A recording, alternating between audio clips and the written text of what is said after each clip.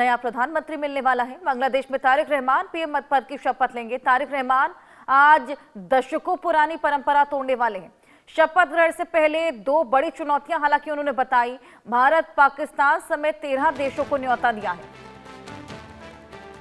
बांग्लादेश को आज नया प्रधानमंत्री मिलेगा। इस बीच आपको बताएं कि बांग्लादेश में तारिक रहमान आज पीएम पद की शपथ लेने वाले हैं। तारिक रहमान दशकों पुरानी परंपरा आज तोड़ते हुए नजर आएंगे। तमाम चुनौतियां भी उन्होंने बताई हैं। भारत, पाकिस्तान समेत 13 देशों को न्योता दिया गया है। भारत की ओर से ओम बिरला इस शपथ ग्रहण समारोह का हिस्सा बनेंगे और तमाम देश हैं जिनको न्योता दिया गया है, जिनमें पाकिस्तान भी शामिल। चुनौतियों का जिक्र भी यहां पर तारिक रहमान ने किया है। अब किस तरीके से बांग्लादेश के हालातों को बदला जाता है, क्योंकि मोहम्मद यूनुस की सरकार के दौरान बेहद बदतर हालात बांग्लादेश के बन गए हैं। जिस तरीके से आए दिन प्रदर्शन, आए दिन हिंदुओं पर अत्याचार, जो कि बेहद बड़ा मुद्दा हमेशा से ही रहा, अब क्या इन स्थितियों में सुधार कर पाते हैं तारिक रहमान? ये तमाम चीजें देखने वाली। भारत, पाकिस्तान समेत 13 देशों का न्योता। आज नया प्रधानमंत्री बांग्लादेश को मिलेगा। तारिक रहमान आज पीएम पद की शपथ लेंगे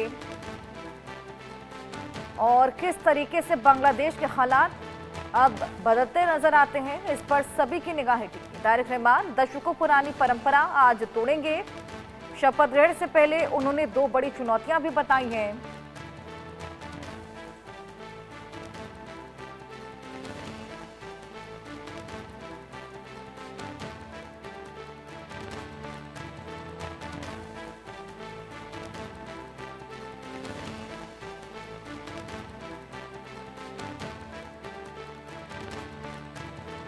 बांग्लादेश को आज आखिरकार नया पीएम मिल जाएगा। इससे पहले मोहम्मद यूनुस की सरकार थी, जिन्होंने शेख हसीना के तख्ता पलट के बाद सत्ता को संभाला था। कहने को वो नोबेल पीस के लॉरेट थे, लेकिन बिल्कुल भी पीस वो बांग्लादेश में कायम नहीं कर पाए थे। हालात बेहद खराब हो गए थे।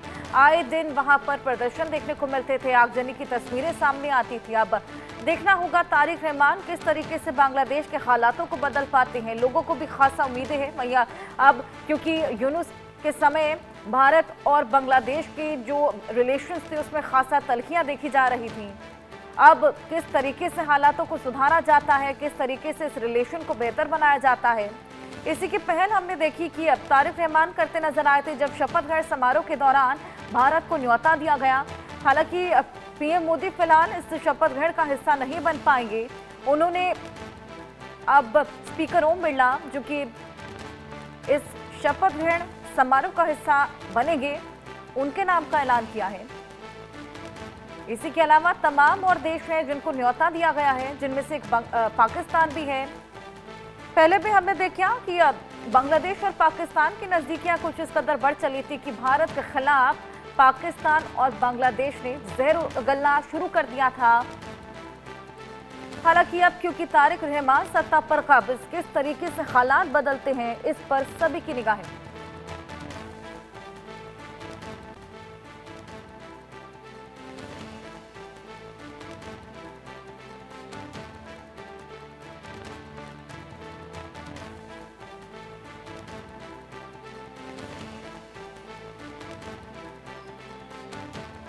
आज से सत्ता पर काबिज होंगे तारिक रहमान। हालांकि आपको बताएं कि तारिक रहमान 17 साल बांग्लादेश में नहीं थे। पॉलिटिकल बैकग्राउंड उनका रहा है। क्या कुछ सुधार अब वो बांग्लादेश में लाते हैं, ये वाकई देखने वाली बात रहेगी।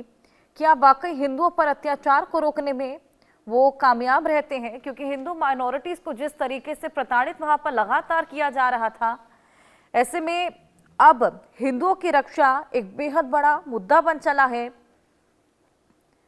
इसके अलावा बांग्लादेश की इकोनॉमी को, क्योंकि अब जिस तरीके से हमने देखा चरमराई हुई इकोनॉमी थी, उसको किस तरीके से दुरुस्त कर पाते हैं, किस तरीके से संबंधों को बेहतर बना पाते हैं, ये देखने वाली बात।